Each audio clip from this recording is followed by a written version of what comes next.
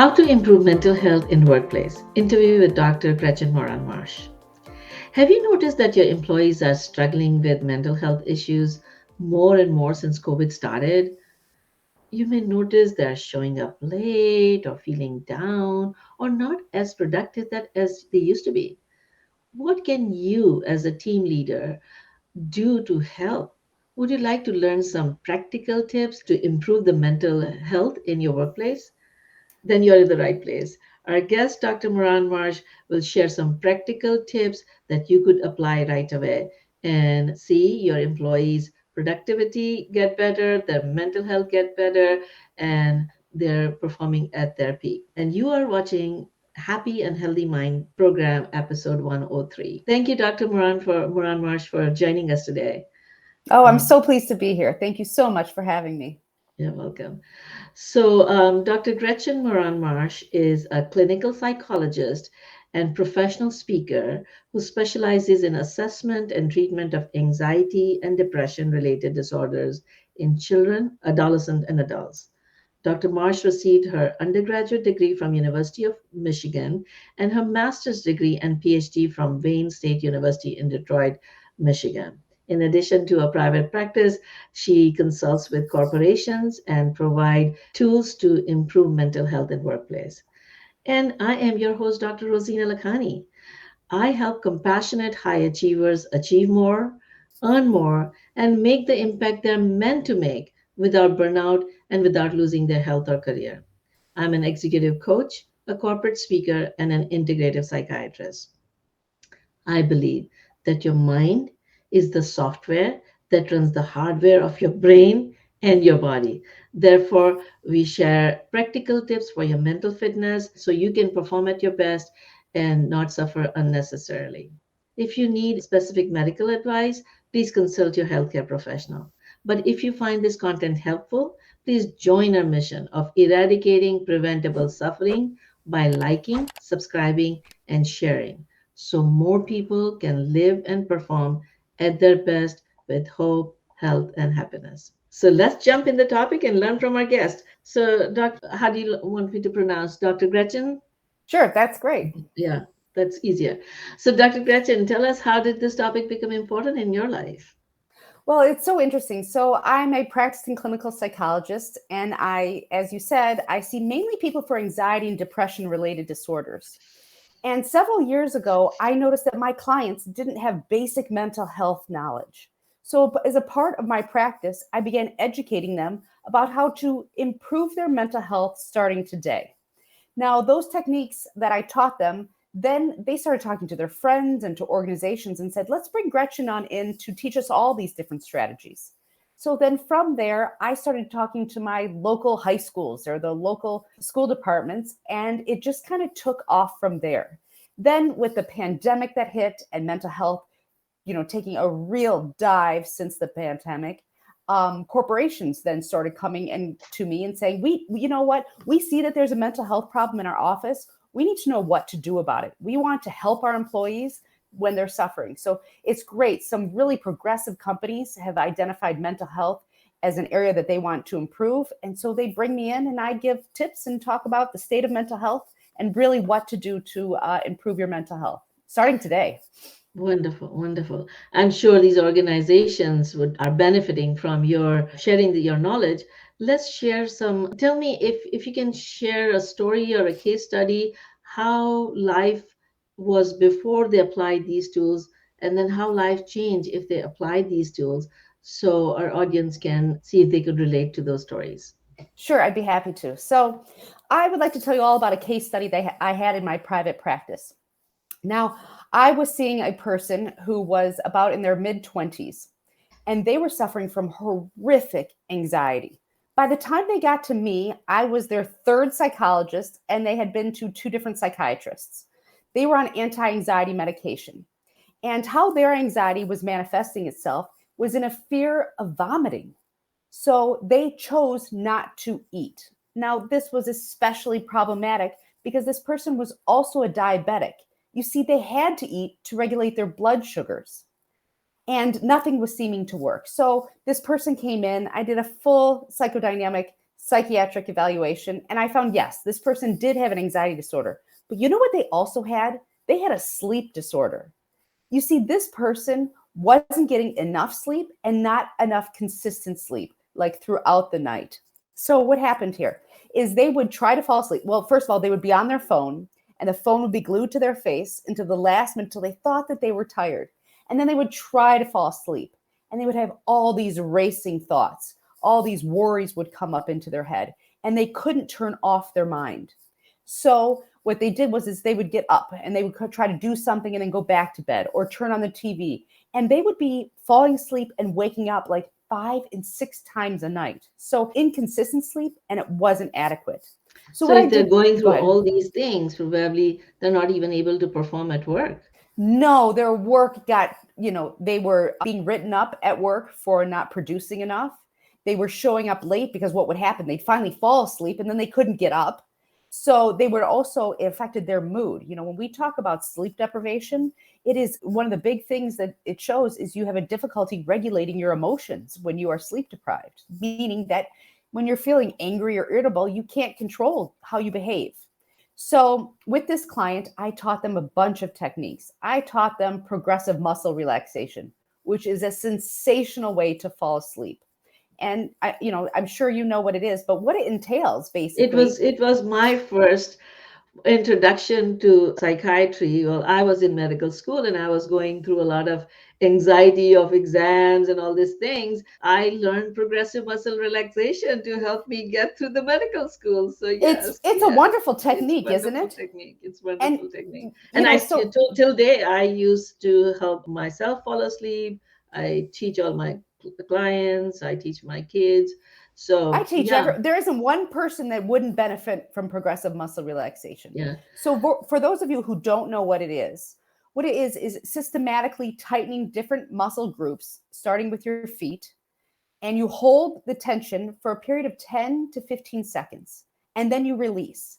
And we have found that when you induce muscle relaxation in your body, your mind also calms too. Now, an added benefit of this is that when you're concentrating on tensing those feet, you start with your feet and you go up to your calves and your quads and your core and your chest and your neck and your furrowed brow. When you're doing that, you're also occupying your mind at the same time. You see, you can't have those worries kick in or those negative thoughts. So and what happens is more times than not, I don't know if this is a case study for you, but people fall asleep in the middle of it. Yeah, most of the time people do. And Yes. yeah, and that's why, I have done a video on progressive muscle relaxation for sleep. So Yep, it's a audience can wonderful refer to it. strategy. I taught this person progressive muscle relaxation. I also taught them that when they woke up in the middle of the night because they hadn't taught themselves to sleep consistently through the night, they had to wait 15 minutes before getting out of bed. And they had to do an exercise. Either they could go back to progressive muscle relaxation, they could do deep breathing techniques. Raymond Weil has wonderful deep breathing 4-7-8 breath that is sensational. That one is, breathing in for a count of 4, holding for a count of 7, and breathing out for a count of 8. So that was another technique. And then the third technique that I taught them was called scattered counting. Now, this is kind of an interesting technique. It is, I'm sure you've heard of counting sheep, right? We've all heard counting Yes, sheep as a kid. or counting stars or Yeah. whatever. But the reason it's so helpful is it's so darn boring, but it does occupy your mind a little bit. So you can't get those worries going. You can't think of all the things that you've got to do the next day. So scattered counting is another great technique. So someone can sit there and go 13, 47, 642, and they can occupy their mind. Wonderful. So, when I started going into places and teaching people these basic techniques of how to take care of themselves, their mental health improved. And we know the first thing to do when you are starting to feel a little bit off or a little bit sad or a little bit anxious is to check your sleep. That's the number one thing to do. Wonderful, wonderful. And I know there are many tools that you teach, and we are going to talk further in a few minutes. But share with us, how did the life change for this client once they started applying some Sure. of the tools, and specifically, how did their ability to improve their mental health at their work improved? Yes. So it was very interesting. So this person, when we got this person's sleep corrected, Now, this is just for this person. This might not always be the case, Uh-huh. but it is probably more times than not. When his sleep got corrected, his anxiety plummeted. So much so that by using the techniques I described, he was sleeping through the night for 8 hours in 3 weeks. And in 6 weeks, he reevaluated his need for psychiatric medication with his psychiatrist. And they slowly weaned off. And he became, very circumspect about always getting his sleep, and his anxiety stays at bay. And he was just kind of shocked. And I think we all know, like, yes, we're supposed to get those 7 to 9 hours of sleep. But if you really knew that what could happen if you don't, countries use this as a form of torture, sleep deprivation. That's been used in wartime for a long time. It's positively cruel. So if we really understood the value of sleep, I think all of us would be like, well, that's the first thing I'm going to do with myself, for those I care about, my kids, my partner, whomever. Wonderful, wonderful. So, because we're kind of talking about how to improve mental health at workplace, how Yep. did how did this person contributed to Very his good own and question. his other colleagues' mental health? So when he went to work, he would also get tense. And the great thing about progressive muscle relaxation is it's not only great for falling asleep, it's also great for dealing with stress. So when he got irritated or irritable, he could do it at his chair with no one really even noticing. So he could tense his muscles or something like that. He also had difficulty speaking when he had to give a presentation. And he could also practice deep breathing during the presentation that nobody knew he was doing. It was a private coping mechanism. But the great thing is be doing those progressive muscle relaxation and the deep breathing, is that he felt so unbelievably ensured that this changed my life, that he started sharing it with people. Say, Gretchen taught me these techniques. You've got to hear about them. Let's bring her in. Let's have her talk. And I actually then went into this office and talked about different techniques. So it was a real great experience. And then, once your sleep is corrected, your anxiety will plummet, your depression can plummet, and then you can really live the life that you're supposed to. So Yes, yes. he really started doing great at work and resumed activities. Wonderful, wonderful. So not only he improved his own mental health, he Yeah, actually helped his colleagues he did. and his workplace. And so you really don't need to be really in the top management level to be able to improve the mental health of your at your workplace. You as individual, no matter what your role is, can impact both your own mental health as well as your team's mental health. I think so too. I think that the real beauty of him is that he was willing to share what he was going through, and really to share that his sleep deprivation really caused all of these problems. And I think that, when we share that all of us feel anxiety and blue feelings, I included, that, it normalizes it. And that's also part of the human condition. We are going to go through periods of feeling anxious. We're going to go through periods of feeling blue. So if we talk about it, maybe we could learn from each other different ways to feel better. Yeah. And there was a lot of in past, I'm saying in past because I'm hoping that that stigma has been reduced in workplace, especially since COVID. People are more aware of their need to have mental wellness to be able to perform and to prevent the burnout and to prevent losing their jobs. So more people are open about it. But do you feel like people still get stigmatized or like treated differently if they do share about their mental health at workplace? I think so. Pre-pandemic, and I know you know this, pre-pandemic, 1 in 5 had a diagnosable mental health condition. And the World Health Organization thinks that number increased between 20 and 30%.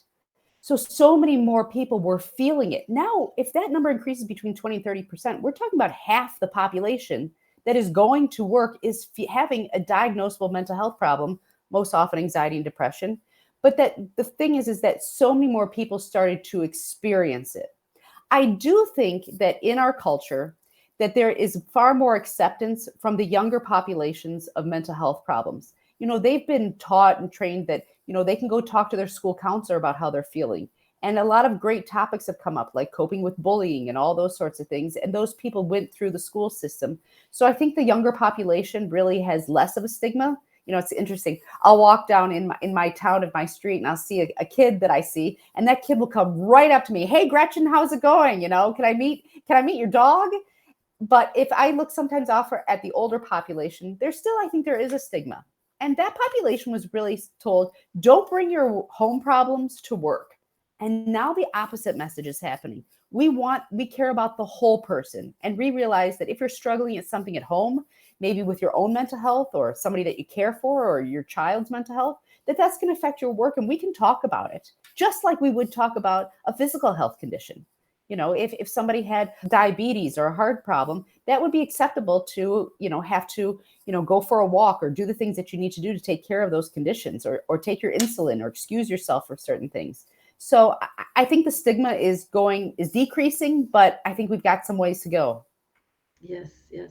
And especially when people in the leadership, when they realize that you can get the best performance out of your employees if they are in their best mental state. Hearing one person kind of sharing that he was in a high management position, but he also had somebody on his superior, and he lost his father. After that, when he was trying to return to work, he realized that he needed to probably take a little longer. So Mm-hmm. he talked with his manager. This is a very high performing person, okay? And so he talked to his superior and said, I think I need to kind of gradually ease in. I think I need to maybe come 4 days a week, or take a little longer, because I'm still grieving loss of my father. And so, you know what his superior said? If you do that, what kind of example we are setting for our employees? Oh, isn't that awful? And guess what would happen for this person? Because he was not ready to completely bring himself completely to work, by not getting that accommodation. What Yep. happened? That company lost this high achiever. Yep. Okay. And Yep. so, that's why I want to kind of bring this message to everybody, whoever is your role, in an organization, whether you are a colleague, whether you're a superior, whether you're a manager. Our attitude towards mental health affect not only our own mental health, but the mental health of everybody working around. And just having that recognition that we are a whole person, we are not Yeah. just The machine worker producing. person that comes Yeah, to work. yeah, Yeah. productivity machine. Our productivity is really determined by our both physical and mental health. And when we are in optimum mental and physical health, then we perform at our best. Then we Yes. produce our best. And then we solve the problems in the best possible way. So true. And it's very interesting. It's what's good for the person is good for the company. So it's a win-win on both situations. If someone invests in employee mental health, that individual will do what better. But since that person will be more productive, the company will do better. Mhm. It's very interesting. There's a great study that Deloitte did, and Deloitte looked at companies that invested in mental health for their employees, and they found over like a 10-year span of the study that those who invested $1 in mental health, for every dollar they got a $4 return on decreased absenteeism, increased productivity, better communications between coworkers, decrease long-term use of when someone has to leave because they're ill, those sorts of things, that it was great for everybody. Yeah, and we see it all the time, but somehow we have difficulty following through. And so I also have heard people, like caring people, and in management position, they would say, okay, but how do I run my or unit or my organization when people take so much time off for their mental health? And so they have these questions in terms of, how can I support and yet keep a balance between what is good for the company and what is good for an individual with mental health issue. So what would you tell this manager who's struggling with this kind of thought? Well, I think that the premise might be wrong there. I think that people really, people are natural performers. People do want to achieve. That's a natural state of people. It's not the natural state to do as little as you can or try to get by. People want to feel good about the work that they do, and they want to feel productive. So I think that those managers get fearful, like what you said in your story, like, what kind of example is that to set? But really, what that is that we're human beings, and that at times we're going to have to spend, our focus is going to be our family. When someone passes away in our family, our focus should be our family. But it's also the same can be true that sometimes when things shift in the work culture, the focus should be work. And sometimes it has to shift. Maybe you've got a closing, or maybe you've got a deadline that you might be working more hours than what you used to or what is average. That's a normal thing that happens. Just like it's a normal thing to all of a sudden take some more time to deal with, maybe a sick parent or something like that. So I think maybe the premise that people are going to take advantage is really not the truth. And we know that from developmental psychology. We know that the more confidence that we give in somebody, the more that they will give. That giving begets giving. And if we trust people, they will be more likely to be trustworthy. Now, is there going to be, the bad apple in the group? Of course, but that's true of every group. So can you share some tips for a manager or somebody in a lead position? Yep. How do they help their employees, their team members, to focus on their mental health, to take care of their mental health so that they can perform at their best? Yes. So I think the number one thing a manager can do is model their own good mental health. So modeling is much more effective than saying something. We know that from developmental psychology as well. What parents model for their children is more important than what they say to their children. And so we take that line of thinking to managers leading people. So modeling by example, what would that be? That might be taking a walk in the middle of the day or having a walking meeting. Or that might say, you know what? It's Friday. I have to sign off at 4 o'clock today or 3 o'clock. I'm just kind of fried, and showing that it's okay to take care of your mental health. So I think modeling is great. I also think sharing experiences of when that person struggled themselves. We've all had difficulty struggling. Before the broadcast started today, you and I both talked about our own experiences with burnout. I mean, burnout is a very difficult topic, and we felt communal with each other. We felt it was normal. And so sharing your own experiences, I think, is highly effective. I think also paying attention to what you see in your employees or who you're leading. If you see changes in their attitude, or maybe they're showing up late, or they're not making a meeting, or or become forgetful, these are all signs that something else might be going on, that their mind is somewhere else. And I think it's perfectly welcome to say, hey, how are you doing? Is something going on? I've noticed that you've been late the last several days. Is there something you want to talk about? But you see how I say it with an open end? I don't have judgment in my voice. I'm inviting someone to talk. And if someone feels secure to talk, they will. So I think that that's really important. So let's say somebody comes and talks about, okay, they are struggling with whatever anxiety or sleep problem or depression. What do Yep. you do next other than you should see a psychiatrist or you should see a therapist? Other than Well, that, what else? Because that is where, like, people think about, okay, well, if somebody's having problem, you should see a doctor. That's all they can say. But there's so much more they could do. So do you have there's some so more much tips more. in So terms one of, thing, yes. yeah. So leaders should really know about what their company's employee assistance program offers. And they should educate those who work with them and that they lead that, hey, at our company, we have 10 free therapy sessions. Did you know that? Why don't you try those out? So first of all, they have to be really educated about it. But, we also have to consider that people who are at work, that's a lot of responsibility to feel like I'm supposed to be now a mental health expert. And we're not asking that. But we are asking that you be really knowledgeable, be kind and supportive, and be hopeful. I think hope, if you can give somebody hope that is struggling, they feel that they can go on to the next thing. And I think a lot of that is divulging maybe of your own struggle. You know what? Someone might come into work and say, oh gosh, my kid, you know what? Curfew was midnight. He didn't show up till 1:30 and I was upset. Say, you know what? My kid did that too. I remember going through that stage, and it's really, really hard. Next, I think it's also really important to continuously check in with somebody. Hey, how are you doing? Is there anything I can do? Would you like to go for a walk? Those sorts of things. You know, it is okay in our world today to communicate care in the workplace. I know it was like very taboo a long time ago, but the whole person walks in that door. Whatever goes on at home, whatever goes on in their past life, and what's ever going to happen to them, walks through that door. So I think it's a really caring environment is really, really important. Yeah, I think that's where the key is, care. Yeah. I just want to kind of be a little devil's advocate in terms of, when people, if somebody is sharing their difficulty, a lot of times, instead of listening for understanding, we jump in and try to solve the problem. You Yes, know, it's a natural tendency. right. And we start kind of telling our own story. And sometimes, if it's not the right time, the person may feel invalidated. Very true. So can you just kind of share how to validate the person's experience and focus on understanding before sharing our own situation? Yes. So that's exactly what happens when someone comes and starts telling you about their problems. If we are too quick to solve them, which is a real natural tendency, what we want to be helpful, we want to decrease their stress, we want to make them feel better.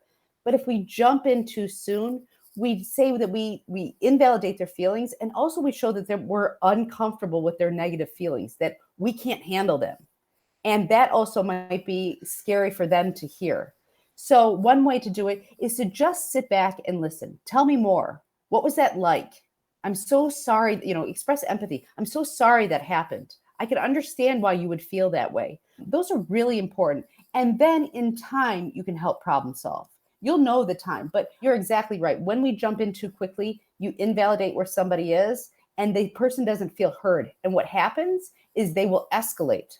So this happens a lot with different dynamics, that if you problem solve too soon, someone escalates in their symptoms. And so what we really have to do is meet somebody where they are. So unless somebody, the first time you have a conversation with somebody, it probably shouldn't be a problem solving. It probably should just be a listening. And you might learn things that you didn't know about them, or realize that you were making assumptions about their anxiety was like yours, but wait a second, you realize their anxiety was far worse. You didn't have panic attacks or something like that.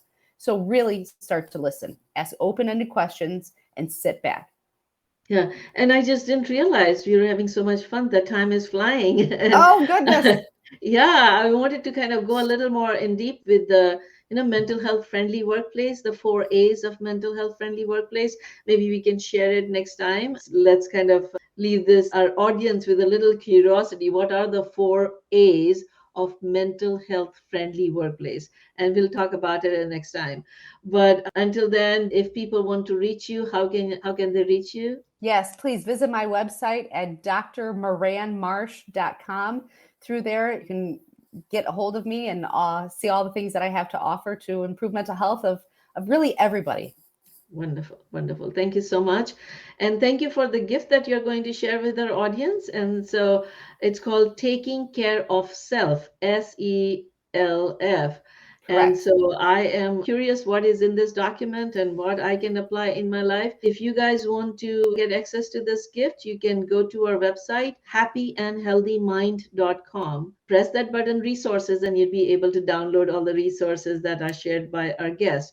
And if you are in US and you would like to get text reminders, then you can text the word joyful, JOYFUL, to the number 38470, and we'd be happy to send you the link for these resources and reminders for future programs.